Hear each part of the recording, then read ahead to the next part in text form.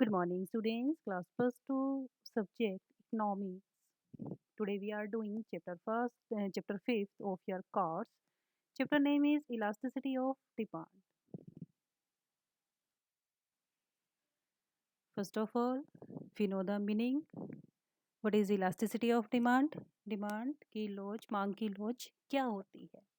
Concept of elasticity of demand. मांग की लोच की धारणा. मांग की लोच जो क्या है कि डिमांड को जो अफेक्ट करने वाले न्यूमेरिकल जो एलिमेंट होते हैं, जैसे कि अगर प्राइजेज में इंक्रीमेंट या कोई डिक्रीमेंट होता है, कोई बढ़ोतरी या कोई कमी होती है, तो उसके एक्सपेंशन को ये मापती है, ठीक है, उसको ये आपको मेज़र करती है एक परसेंटेज में। तो मांग की लोच क्या है कि मांग की लोच आपको डिमांड में जो कोई कमी हो रही है, जो कोई इंक्रीमेंट हो रहा है, उसको आपको एक न्यूमेरिकल वैल्यू एक परसेंटेज में वो चेंज कर देगी। अब इलास्टिसिटी ऑफ डिमांड जो कि है आपकी 3 तरह की होती है। Price elasticity of demand, income elasticity of demand and cross elasticity of demand. Price elasticity of demand, मांग की कीमत लॉज।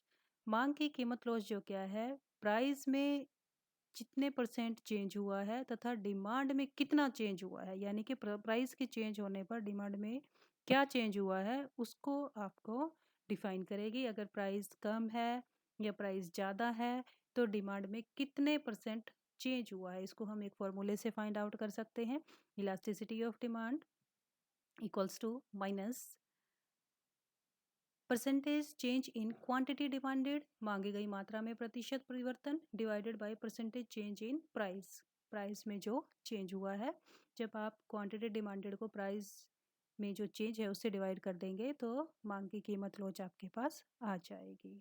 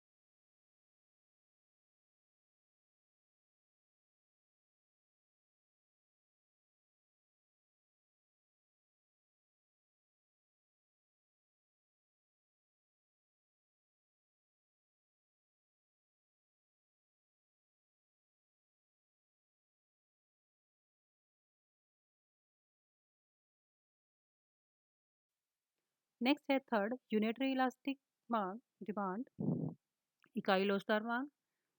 ये वो सिचुएशन है जिसमें आपका प्राइस चेंज हुआ है तो डिमांड में भी आपका उतना ही चेंज होगा जितना प्राइस में चेंज हुआ है। मान लो अगर 5 रुपीज़ आपके डिमांड प्राइसेस हैं तो आपकी डिमांड भी कितनी होगी, 5 यूनिट होगी। यानी कि ईडी यहाँ पर आपकी हो जाएगी इक्वल टू 1, यूनिटरी हमने कहा है तो इक्वल टू 1 यहाँ पर हमारी इलास्टिसिटी ऑफ डिमांड होगी।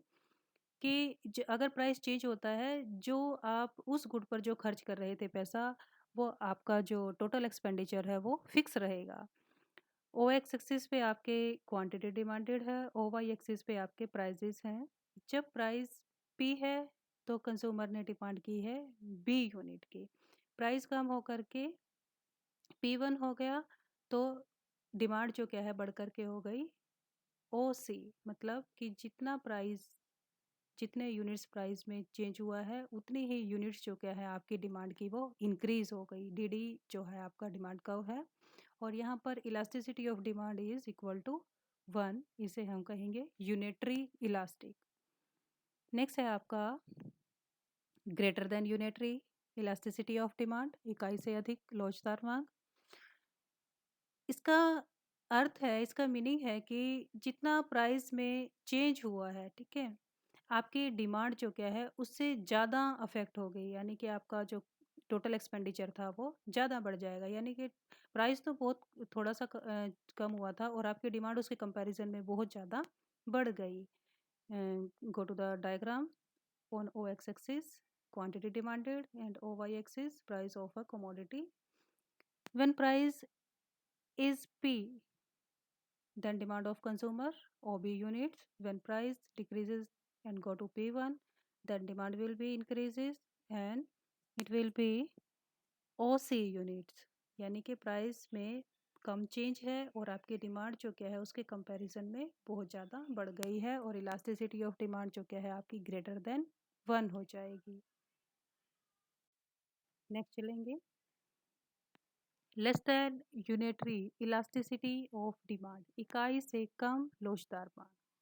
इसका जो मीनिंग है वो है कि जैसे किसी गुड का जो प्राइस है जो पहले था उसके कंपैरिजन में वो बहुत ज़्यादा कम हो गया, पहले से बहुत ज़्यादा कम हो गया, पर जो डिमांड है आपकी उतने प्रोपोर्शन में वो नहीं बढ़ी है। यानी कि डिमांड बहुत कम बढ़ी है तो उसे हम कहेंगे लेस देन यूनिटरी डिमांड। यानी कि यहाँ पर जो आपका टोटल एक्सपेंडिचर है, जब प्राइस बढ़ेगा तो टोटल एक्सपेंडिचर भी बढ़ेगा और जब प्राइस आपका कम होगा तो टोटल एक्सपेंडिचर जो क्या है उस गुड्स पर आपका वो भी कम हो जाएगा। डायग्राम में ओ एक्स एक्सिस पे आपकी quantity and O Y axis पे आपके प्राइजेज हैं।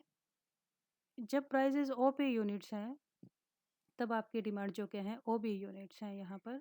और प्राइस में एकदम से डिक्रीमेंट हुआ डिक्रीज हुआ, वो डिक्रीज होकर के ओ पी वन हो गया। ओ पी वन पर जो हमारी डिमांड है वो बहुत ही कम उसमें अफेक्ट हुआ है और आपकी डिमांड जो बढ़ी तो है बट प्राइजेस के कंपैरिजन में बहुत कम बढ़ी है और ओ सी यूनिट्स जो क्या है कंज्यूमर ने यहाँ पर डिमांड की है और आपकी इलास्टिसिटी ऑफ डिमांड जो क्या है वो है less than unitary. Thank you. Revise this topic and note down this topic in your notebook. If you have any queries, then we will discuss this in our next lecture.